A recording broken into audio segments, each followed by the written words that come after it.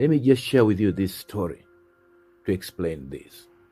There were two brethren walking through the field, James and John.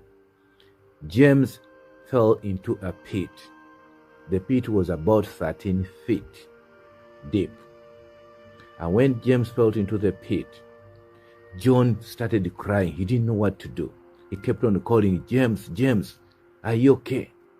James was not responding. Then all of a sudden, James responded with a lower voice and then said, I'm not fine.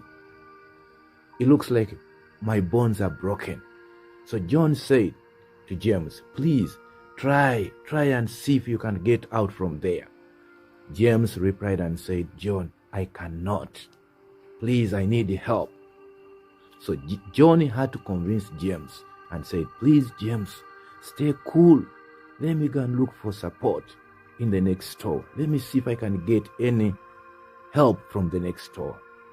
So James accepted and John took off.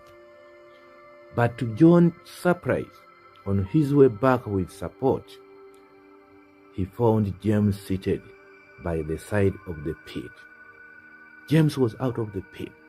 And then John asked, James, how did you make it? You said you couldn't do it. What happened?